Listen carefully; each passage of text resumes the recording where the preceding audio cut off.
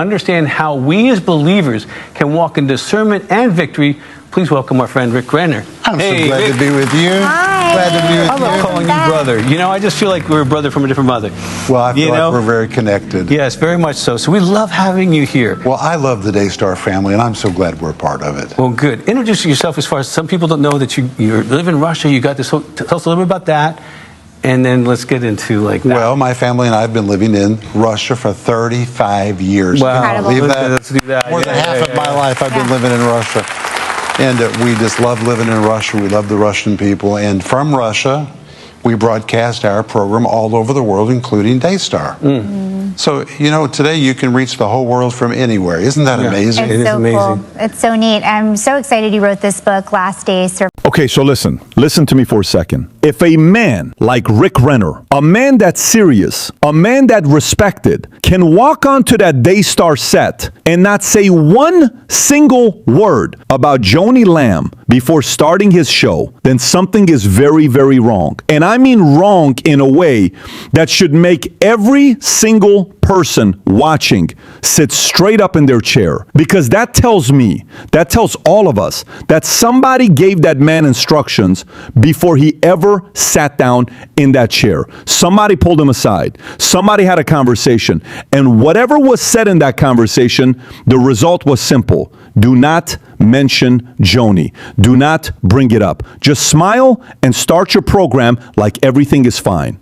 And honestly, that is scary. That is really, really scary. Think about it with me for just a second. This is Daystar we are talking about. This is not some little local church program running on a small cable channel on Saturday mornings. This thing reaches homes all over this world. They will tell you themselves how many homes they reach, and a number changes every time, but it is always in the billions somehow. And the woman whose face, whose voice, whose name built that entire thing is just gone. Disappeared. No update, no statement, nothing. And guests keep coming through that door and nobody says a word, not one word. Now here's what really gets me, and I need you to stay with me here because this is important. When Marcus Lamb was dying, when that man was in his final hours, they put a phone right up to his face and broadcasted live. They let the whole world hear a dying man. And then the moment he was gone, Joanie herself jumped in a car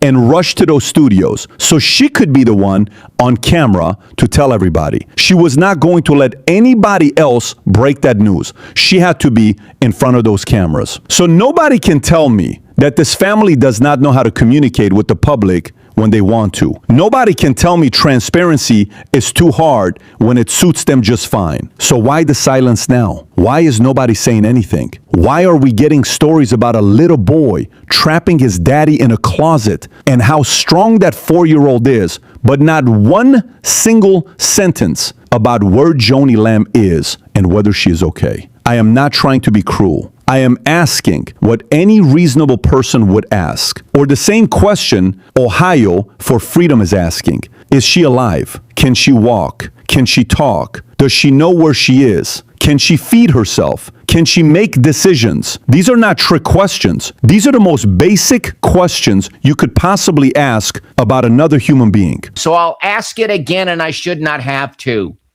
Is Joanie Lamb dead or alive? And I shouldn't have to ask such a direct question. It's your fault that I am. But you set the precedent. And you want to know what makes the silence even more unbearable? It is not just that they are quiet. It is what that silence is protecting. Because there is a story behind the silence. A real story with real people who got hurt. And real decisions that were made that cannot be undone. And I think once you hear it, you will understand why they would rather talk about closets and 4-year-olds than answer a straight question about Joanie Lamb. Let me tell you about a woman named Denise Boggs. Because if you do not know who Denise Boggs is, you are missing the key that unlocks this entire thing. Denise was not an outsider. She was not some blogger with an opinion. This woman was trusted family. She was a prophetic counselor, a woman with a genuine gift of discernment, and Joanie trusted her so deeply that she would literally forward her text messages. text messages from Doug Weiss. And according to people who saw those messages, what Doug was saying, the overtly sexual nature of what he was writing to Joanie was a problem before they even got married. Before the wedding, Joanie herself was troubled enough by those messages to show them to Denise. Let that sink all the way in. And Denise, being the woman of God that she is, did what a real friend does. She wrote a letter to the entire Lamb family. And in that letter, she said something that should stop every single one of us cold. She wrote that Joanie's well-being, her health, her integrity, the family legacy, and the millions of people who trust Daystar are all at risk. She wrote that before any of this became public, before the health crisis, before the leadership chaos, before any of this hit the internet. A true prophetic voice speaks before the event, not after. And Denise Boggs spoke loudly, clearly, with a broken heart. But here is what happened next. And this is where it gets painful. Denise was not just a counselor with an opinion. She was the only person who had sat down with both Doug Weiss and his ex-wife Lisa. Both of them. She knew what broke that first marriage. She knew what patterns were already showing up in the new one. She tried to arrange a meeting. She tried to get everybody in the same room so Joanie could have the full picture. But then Jimmy Evans stepped in and publicly endorsed Doug Weiss. Without ever speaking to Lisa, without ever getting Denise's full report, just endorsed them. And the moment that happened, Joanie shut the door completely, told Denise they would not be interested in hearing from her any further. Just like that. Years of friendship, years of walking through the darkest seasons of that family's life together, over. Because Denise told the truth, and Jimmy Evans told Joanie what she wanted to hear. And it was after the funeral that I saw Pete, and after the funeral, and he asked me. So I left Dallas, and I stayed in touch with the family to bring some comfort as much as I could. But I knew they had other family members around them. So I kind of pulled back to just give them an opportunity. If they wanted to talk with me, they could call me and make myself available. And, of course, I reached out to Joanie numerous times and just let her know I'm praying for her. So that was a very, very, very difficult time. And I was concerned about Joanie going through her grieving, but she said she had someone that was helping her. So I said, okay. And so I did not, I didn't push in that area. And where is Jimmy Evans in all of this? I need somebody to help me understand where Jimmy Evans is right now. Because this is a man who had a close connection to Joanie Lamb. A man who publicly defended her when things got hard before. A man who was in that inner circle. And right now, when the questions are the loudest they have ever been, when people all over the world are asking the most basic questions about whether this woman is alive and well, Jimmy Evans has not said a single word. Not one public statement, not one update, nothing. And that silence from a man that close to that situation is not nothing. That silence is something. That silence is very much something. Because here is what Jimmy Evans did that matters to this whole story. When Denise Boggs, a woman who had sat with both Doug Weiss and his ex-wife, Lisa, when Denise tried to bring everybody together and give Joanie the full picture about the man she was about to marry, Jimmy Evans stepped in and publicly endorsed Doug. Without ever speaking to Lisa, without ever getting Denise's full report, just endorsed him. And the moment he did that, Joanie shut the door on Denise completely. Told her they would not be hearing from her anymore. So Jimmy Evans, whether he meant to or not, gave Joanie the cover she needed to ignore the one person who actually had the complete truth. And now here we are. And Jimmy Evans has nothing to say, not a word. And some people who have been watching this closely are starting to ask whether the key voices in Joanie's circle are deliberately choosing to stay out of it. And I think that is a very fair question to ask. Now, let us talk about Doug, because we cannot talk about the silence around Joanie without talking about Doug Weiss. And I want you to understand something about this man that goes beyond just the Daystar drama, because what we are dealing with here is not just a bad marriage decision. What we are dealing with is a pattern, a consistent, documented, repeated pattern. And I am going to call it exactly what it is. Look at the timeline. Marcus Lamb dies November 30th, 2021.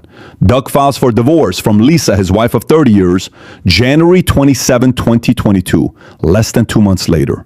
The divorce is finalized May 31st, 2022. And by June 2023, just over a year after that divorce, Doug marries Joanie Lamb, a billionaire widow who runs a global television network. In less than 2 years, this man went from publicly praising his phenomenal wife on television, calling her phenomenal, talking about her big green eyes, using their marriage as the proof that his counseling methods actually worked, to divorcing that same woman and positioning himself as co-leader of one of the largest Christian networks on the planet. That is not a love story. That is a business move dressed up in Tiffany necklaces and trips to the Empire State Building. And here is what makes it worse. Before Marcus died, Doug would sit on that Daystar set and smile and talk about how wonderful Lisa was, how connected they were, how their marriage was the example. And then the moment Marcus was gone, suddenly 30 years of marriage was actually a nightmare.